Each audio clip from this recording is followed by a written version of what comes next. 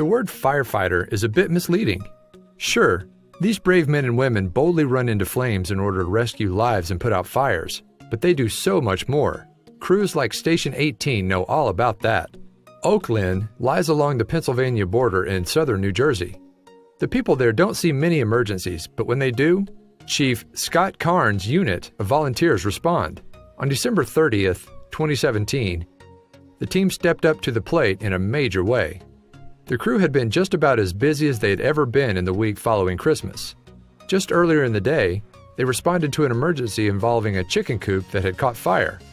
Because of a faulty heating lamp, the coop, housed inside a detached garage, was fully engulfed by the time the crew arrived, according to Chief Karns. Luckily, their timing couldn't have been better. There were no injuries to personnel and no injuries to animals, Chief Karns said. The chickens were moved safely to a neighboring farm.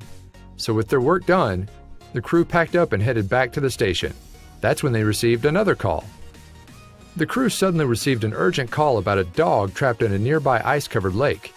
She needed the help of Station 18, and fast. The fire trucks raced toward the scene. There was no time to waste. Shortly after responding, Chief Karns confirmed the assignment was upgraded to an ice rescue, as it was reported to be a dog that had fallen through the ice on our local lake called Newton Creek. There was a complication. The trapped dog was a Shar-Pei. You might know them as the dogs that have more in common appearance-wise with an uncooked batch of muffin dough rather than canines. But more importantly, they don't deal well with the cold. Though the origin of the Shar-Pei is unknown, records show that these dogs were used as working dogs in South China, where the climate is tropical and the winters are mild. By contrast, the winters in the northeast United States are anything but mild. With their dedication to hard work, it benefited the Shar-Pei's breed to have short coats so they didn't overheat. Of course, it's not that hard to see why it's such bad news when a dog that was bred for warm weather was trapped in a frozen lake. The firefighters needed to move fast to save the dog, who was trapped in a circle of water in the ice.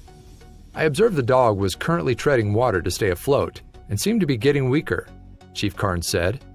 The fire chief further explained the rescue in an interview with People. Battalion Chief Greg Grodzinski and Captain Fred Bartling and deployed our ice rescue sled, he said.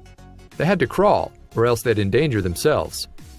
Neighbors saw the dog, who firefighters later learned was named Lily, running on the frozen ice before she fell in.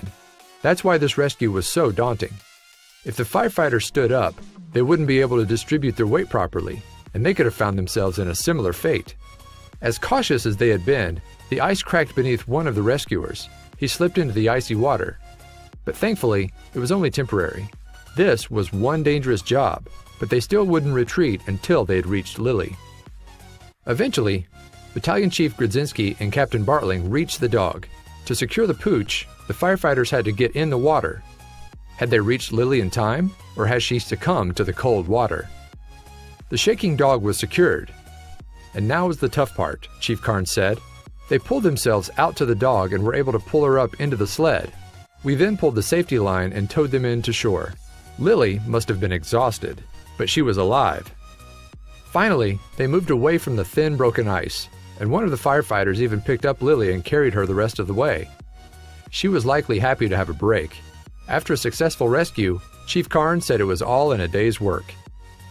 Emergency services are the jack of all trades, Chief Karns said. When people don't know who to call, they call the fire department and the police department to solve their issues.